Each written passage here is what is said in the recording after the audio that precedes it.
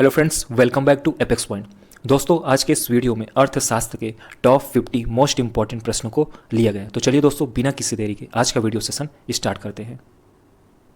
तो दोस्तों, आज का पहला क्वेश्चन है, सहकारी साख संगठन का शुभारंभ कब हुआ? तो दोस्तों 1904 ईस्वी में सहकारी साख संगठन का शुभारंभ हुआ। अगला क्वेश्चन है, किसके सिफारिश पर आरबीआई को बनाया गया था? तो दोस्तों हिल्टन यंग कमीशन की सिफारिश पर ही आरबीआई को बनाया गया था। इंपॉर्टेंट क्वेश्चन है। क्वेश्चन है, मूल्य योजित कर अर्थात वैट किसकी सिफारिश पर लागू किया गया था? तो दोस्तों चलैया समिति की सिफारिश पर ही मूल्य योजित कर अर्थात वैट को लागू किया गया था। इंपॉर्टेंट क्वेश्चन है। अगला क्वेश्चन है, वह दर जिस पर कमर्शियल बैंक भारतीय रिजर्व बैंक अर्थात आरबीआई से रुपए उधार लेता है, तो दोस्तों उसे रेपो रेट कहा जाता है। जिस दर पर कमर्शियल बैंक आरबीआई बैंक से उधार लेता है और जिस दर पर आरबीआई कमर्शियल बैंक से उधार लेता है उसे रिवर्स रेपो रेट कहा जाता है। तो ये पॉइंट याद रखिएगा। अगला क्वेश्चन है, जो अर्थव्यवस्था आर्थिक दृष्टि से पूर्णतया संपन्न होती है क्या कहलाती है? तो दोस्तों उसे विकसित अर्थव्यवस्था कहा जाता है। जो अर्थव्यवस्था आर्थिक दृष्टि से पूर्णतया संपन्न होती है। अगला क्वेश्चन है, राष्ट्रीय आय की आकलन के लिए देश में कौन सी संस्था कार्यरत है? तो दोस्तों राष्ट्रीय आय का आकलन करने के लिए देश में केंद्रीय सांख्यिकी संस्था कार्यरत है। इंपॉर्टेंट क्वेश्चन है।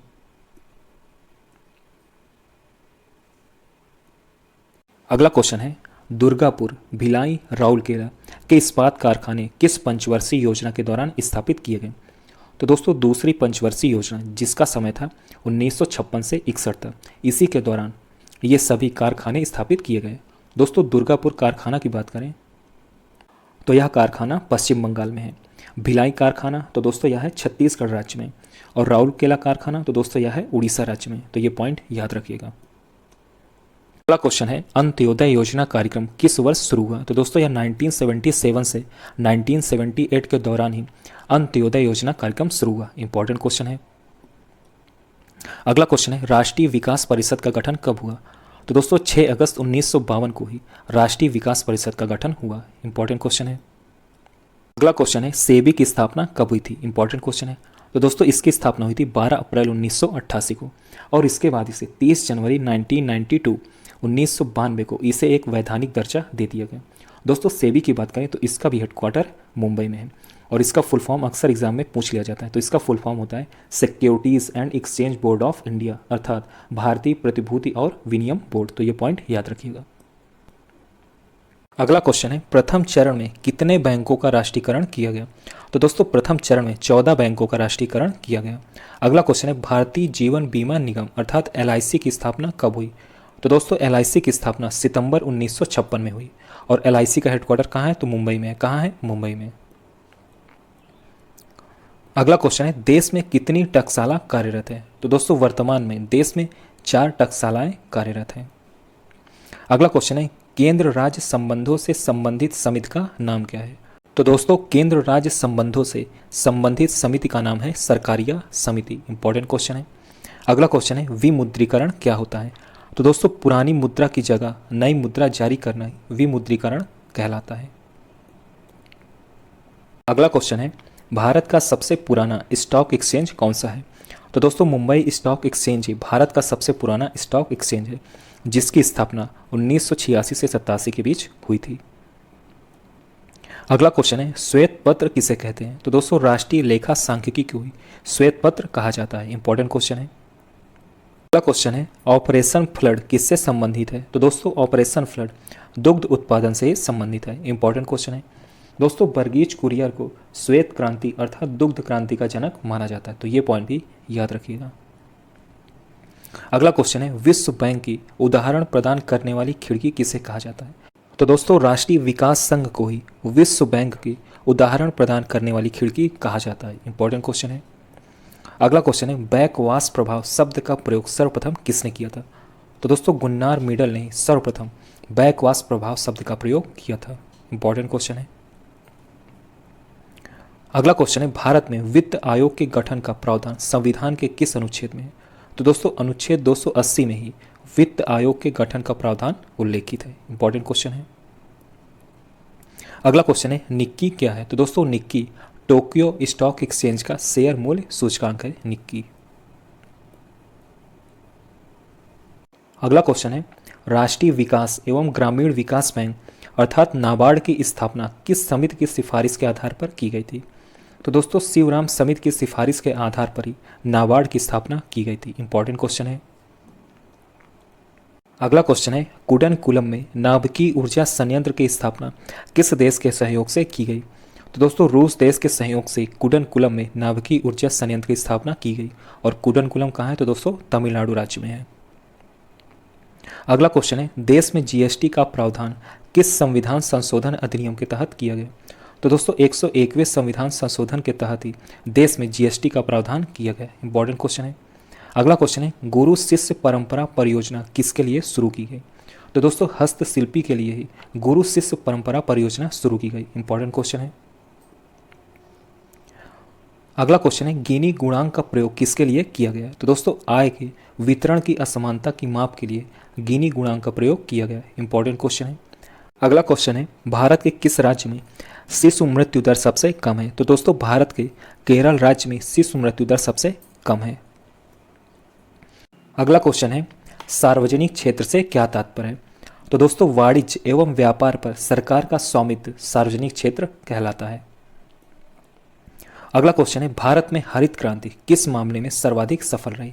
तो दोस्तों भारत में हरित क्रांति गेहूं और चावल में सर्वाधिक सफल रही। दोस्तों हरित क्रांति की बात करें तो भारत में हरित क्रांति का जनक डॉक्टर एम.एस. स्वामीनाथन को माना जाता है, जबकि विश्व में नॉर्मन बोरलॉग को हरित क्रांति का जनक माना जाता है। तो ये पॉइंट याद रखिएगा।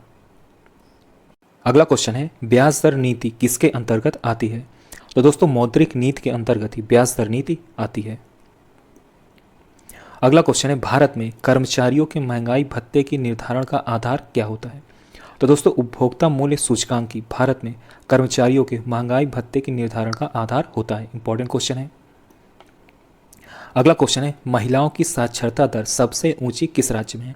तो दोस्तों केरल राज्य में महिलाओं की साक्षरता दर सबसे अधिक है।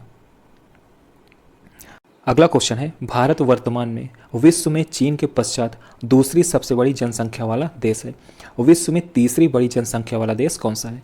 तो दोस्तों अमेरिका ही भारत और चीन के बाद तीसरा सबसे बड़ा जनसंख्या वाला देश है। अगला क्वेश्चन है, दूसरी पंचवर्षीय योजना का प्रारूप किस अर्थशास्त्री के आर्थिक मॉडल पर आधारित है? तो दोस्तों पीसी महालनोबिस अर्थशास्त्री के आर्थिक मॉडल पर ही दूसरी पंचवर्षीय योजना का प्रारूप आधारित था। इंपॉर्टेंट क्वेश्चन है।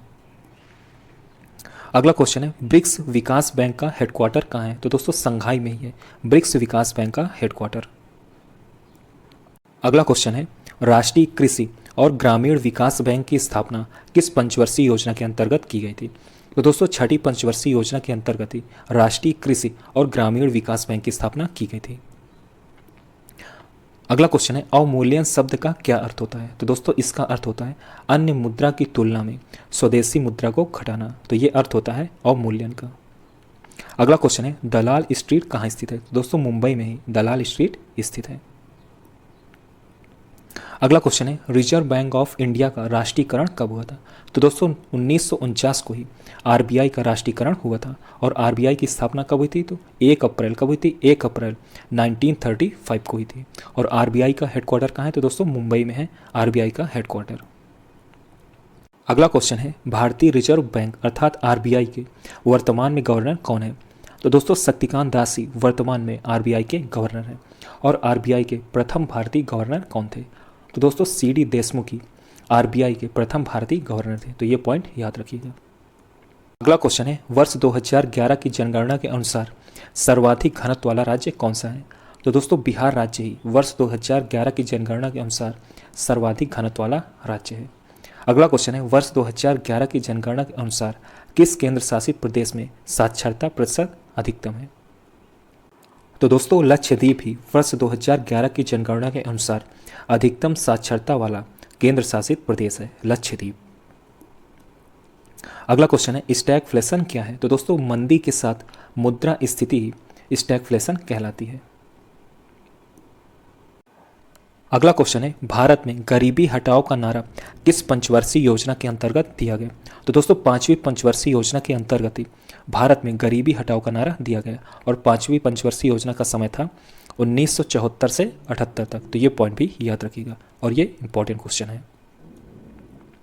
अगला क्वेश्चन है म्यूचुअल फंड्स को भारत में कौन विनियमित करता है? तो दोस्तों सेबी ही भारत में म्यूचुअल फंड्स को विनियमित करता है। इंपॉर्टेंट क्वेश्चन है।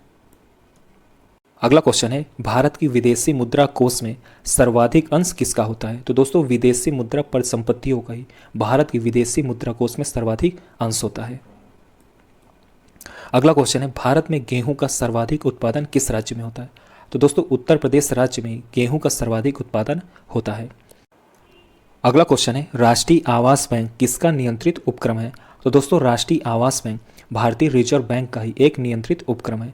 दोस्तों राष्ट्रीय आवास बैंक की बात करें तो इसकी स्थापना हुई थी 9 जुलाई, कब हुई थी? 9 जुलाई 1988 को, और इसका उद्देश्य है हर किसी को आवास उपलब्ध कराना।